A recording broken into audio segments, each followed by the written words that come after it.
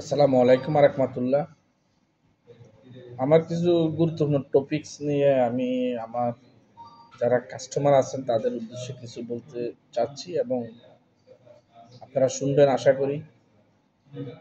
আপনারা যারা মূলত বাংলাদেশে টাকা পাঠাচ্ছেন, যারা প্রত্যেক মাসে কেউ একবার বা কেউ দুইবার আমাদের ব্যাংকের মাধ্যমে বাংলাদেশে টাকা পাঠাচ্ছেন এবং বাংলাদেশে রেমিটেন্স যাচ্ছে, সেক্ষেত্রে আমি মনে করি আমাদের বাংলাদেশ ব্যাংক এটা ক্যালকুলেশন করতে হবে যে আমাদের এক্সচেঞ্জ হাউস থেকে বাংলাদেশে কে কত টাকা পাঠাচ্ছে এবং কে রেগুলার টাকা পাঠাচ্ছে।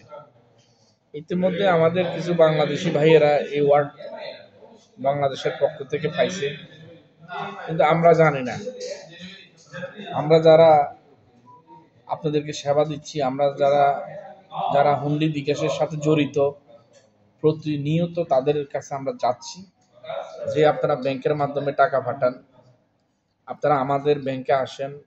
ব্যাংকের মাধ্যমে টাকা পাঠালে বাংলাদেশের রিজার্ভ ফান্ডটা অনেক উপরে যাবে, ডলার বাড়বে। আপনারা হুন্ডি বিকাশের মাধ্যমে টাকাটা পাঠাবেন না। সেটা কে বলেন? যারা এক্সচেঞ্জ হাউসে বাংলাদেশের প্রতিনিধি হিসেবে বাংলাদেশের যারা লেবার থেকে শুরু করে ইঞ্জিনিয়ার, ডাক্তার যারা আছেন, যারা টাকা পাঠান আমাদের ব্যাংকের মাধ্যমে, আমরা তাদেরকে বলি যে আপনারা ব্যাংকের মাধ্যমে টাকাটা পাঠান, তাহলে বাংলাদেশ সরকার এবং বাংলাদেশ ব্যাংক উন্নত হবে এবং বাংলাদেশের রিজার্ভ ফান্ডটা অনেক উপরে চলে যাবে। কিন্তু যারা আমাদের ব্যাংকের মাধ্যমে বাংলাদেশে ব্যাংকে টাকা পাঠাচ্ছেন এবং আমি মনে করি তাদের নাম লিস্টে আসে নাই, যারা হুন্ডি বিকাশ করে এবং যারা প্রচুর টাকার মালিক, আমার সাধ্যমতো আমি দেখছি যারা প্রচুর টাকার মালিক তাদের নামে আসে। তাহলে আমাদের যারা প্রতিদিন লেবারের কাজ করে প্রতিনিয়ত ব্যাংকের মাধ্যমে টাকা পাঠাচ্ছে, তাহলে তারা কি মনে করবে? তারা কি ব্যাংকে আসতে উৎসবোধ করবে?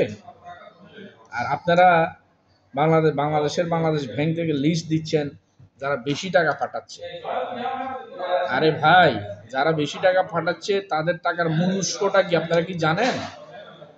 আপনারা আমরা বাংলাদেশের প্রতিনিধি হিসাবে, আমরা বাংলাদেশের এমপ্লয়ার হিসাবে কাজ করতেছি, বাংলাদেশের ব্যাংকে রেমিটেন্স পাঠাচ্ছি, মানুষকে কত কথা আমরা বলতে হয়, কত কিছুর বিনিময়ে তাদেরকে ব্যাংকের প্রতি আকৃষ্ট করি, তারপর তারা আমাদের সাথে কথা বলে। আমরা একটা গ্রাহকের সাথে কতবার কথা বলতে হয়।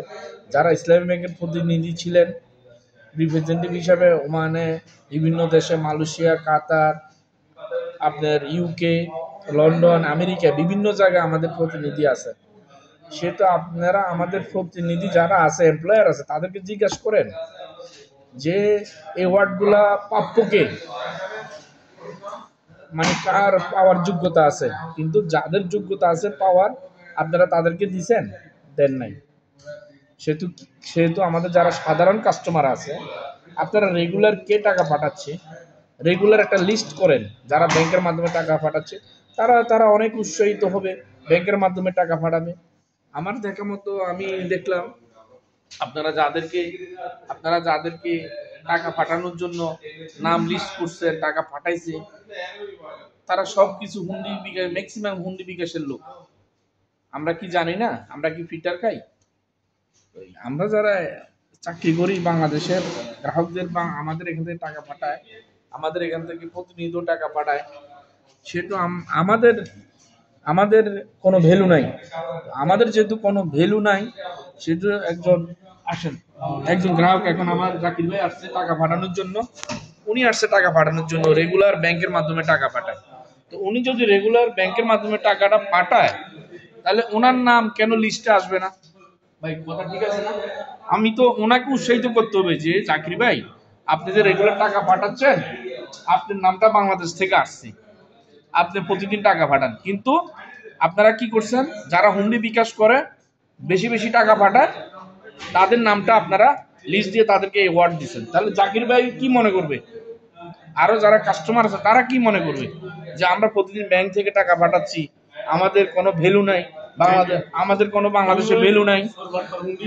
যারা হুন্ডিওয়ালা তারা পাচ্ছে, দেখেন দেখেন তাদেরকে কেন আপনারা লিস্টে আনতেছেন না? হ্যাঁ, আমি দেখলাম এবারে যারা আপনারা এই ওয়ার্ড দিচ্ছেন, এই ওয়ার্ড গুলা পাইছে সবগুলা ম্যাক্সিমাম হুন্ডির লোক এই ওয়ার্ড পাইছে। তাহলে উনি প্রতি মাসে কোনোবার 2বারও পাঠায়। আপনারা লিস্ট করা উচিত ছিল যারা রেগুলার ব্যাংকের মাধ্যমে আমাদের মাধ্যমে টাকা পাঠাচ্ছে। যেমন উনি এখন টাকা পাঠাইতে আসছে, রেগুলার টাকা পাঠাচ্ছে, তাহলে ওনাদের লিস্টে কেন নাম নাই? আপনারা কি আমাদের যারা লেবার ভাই আছে, সাধারণ চাকরি করে, তাদেরকে মানুষ মনে করেন না? আমরা কি মানুষ না? তারা কি মানুষ না? আর আপনারা যারা বিগ অ্যামাউন্টের টাকা পাঠায় তাদের নাম আপনারা লিস্টে দিয়ে দিচ্ছেন। হ্যাঁ দেখেন, হ্যাঁ আমি মনে করি আপনারা যারা দেখবেন বাংলাদেশের যারা উপস্থরে আছেন, আমি আমার ব্যাংকের এমপ্লয় যারা আছেন ইসলামী ব্যাংকে, তারা এখান থেকে কাজ করে, তাদেরকে জিজ্ঞেস করেন আমরা প্রতিনিয়ত কত কষ্ট করি। আমরা প্রতিদিন ওদেরকে বলি ভাই হুন্ডি বিকাশ করেন না, বাংলাদেশ ব্যাংকের মাধ্যমে টাকা পাঠান। সেহেতু আপনারা আমাদের যারা সাধারণ গ্রাহক আছে তাদের একটা লিস্ট করেন, তাদের জন্য একটা কিছু করেন। বাংলাদেশ সরকারের প্রতি আমার বিনীত অনুরোধ, যারা প্রবাসে আছে তারা দেশে গেলেও কষ্ট করতে হয়, বিদেশে থাকেও কষ্ট করে। সেটা আপনারা কি করবেন সেটা আপনাদের ডিসিশন। সবাই ভালো থাকবেন, দোয়া করবেন। আমি আমার প্রবাসী ভাইদের পক্ষে আছি, সবসময় থাকবো ইনশাআল্লাহ।